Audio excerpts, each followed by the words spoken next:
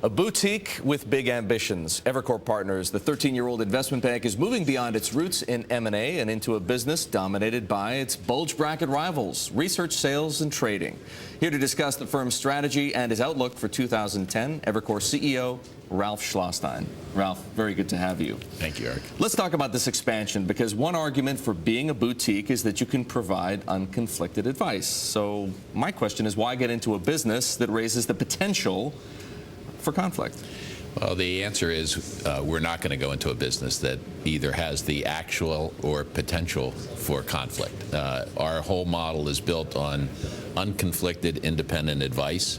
And what this is about is really following what our clients want. Our clients want independent advice on the two things that are most important to them: strategic transactions, mergers, acquisitions, restructurings.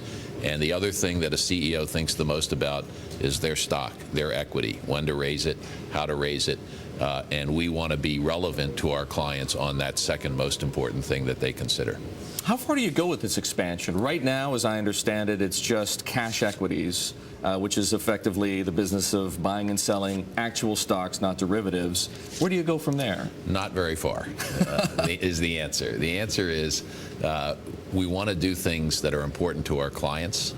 We're not doing this to deploy a penny of our balance sheet, and that's where you really get into conflict with clients, when you're doing proprietary activities for your own profit and benefit rather than for the benefit of your clients. So what we're doing here is exactly what we do in M&A. We're providing advice, and we're helping our clients execute the most important things to them. Okay, we're talking about corporate clients here. What's the role that Evercore will play with institutional clients in this research, sales, and trading business? Well, we obviously, institutional investors are the other side of that transaction. So we want to be important to them as well and provide very high-quality research. Can you give us a sense of size? How big should we expect this business to be? How important ultimately to Evercore's bottom line? Well, I think the easiest thing to size today is our hiring plans, which are in the 35 to 40 person range, which would represent less than 10% of the professionals at Evercore. So it's an important diversification because, once again, it allows us to serve our clients more broadly, but it's not going to be a huge part of our business. Do you expect it to be as profitable a business as strategic advisory work can be in good times? I think in all of our businesses, once they're up and running, we aspire to 30+% margins, and there's no reason to expect that this won't achieve that as well.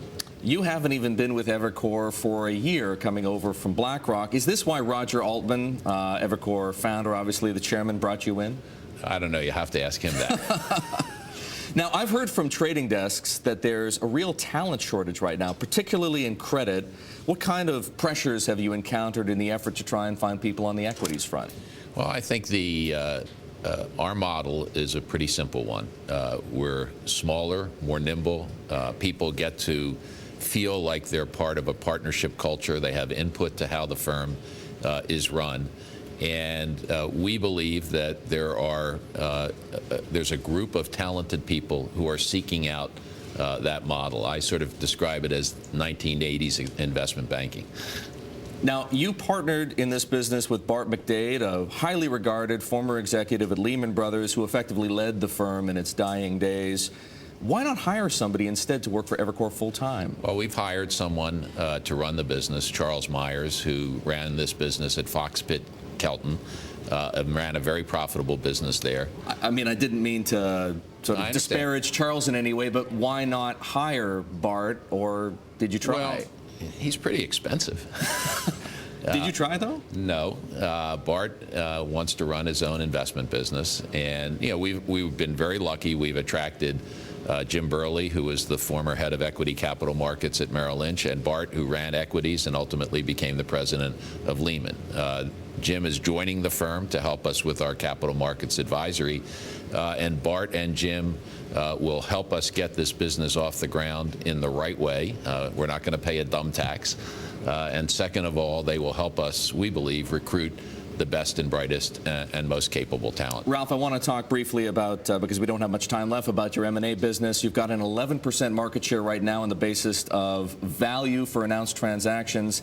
It's the best I've been able to find for Evercore ever. Do you think you can keep it up going into 2010? I think it's dangerous to predict the future based on the past. We had a phenomenal year this year, but many of the firms who have smaller market shares this year have 5, 10, 15 times as many bankers as we do, and I would expect that in certain years or quarters they would perform better than we do. All right. Ralph, thank you very much. Ralph Schlosstein, the CEO of Evercore Partners, joining us right here at Bloomberg headquarters.